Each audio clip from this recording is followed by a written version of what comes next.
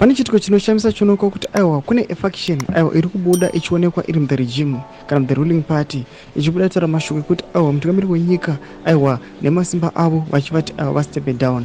Tichiona this headline ramuri kuona rinotaura mashoko ekuti step down and hand over power. Sanapinda mashoko anobuda nyoko panapa sekunyorwa kwaitwa muzimu ai anoziva kuti aiwa what is a problem newspaper not about subscribe or like or turn on the bell icon. Tipinda vanyora vachiti in a striking turn of events, hardliners within ZANU-PF operating under the banner of the Operation Restore Lagos Facebook page have sarcastically urged President E.D. Mnangagwa to step down and consider handing over power to a potential successor. This unusual plea arises amidst escalating infighting within the party regarding Mnangagwa's succession. The post highlights the growing tensions as Mnangagwa seeks to extend his term despite constitutional limits that allow only 2 term limits in office.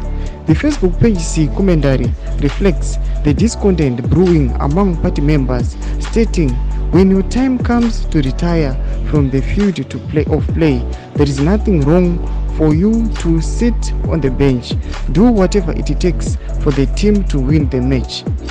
In a notable comparison, the post continued, "Nothing wrong to be Lionel Messi on the bench supporting Yamal despite their age difference."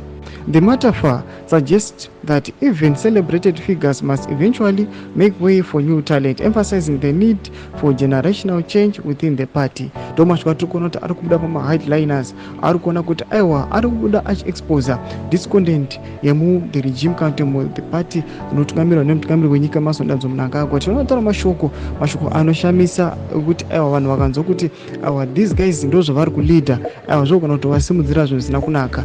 Kudza mafunguro enyu munoti kudii pamusoro pechitiko ichiona nyika yeZimbabwe kwatarisana nesuccession vatiri kunzwa kuti aiwa kune makunga ekuti aiwa mune infighting iri kuitika isina kana kutombomira mushe, asi tinoona kuti aiwa vakuru vethe regime they are trying by all means kumendena runyararo kana kumendena zita rethe ruling party. Chimbotidza mafunguro enyu muri kudii pamusoro pechitiko.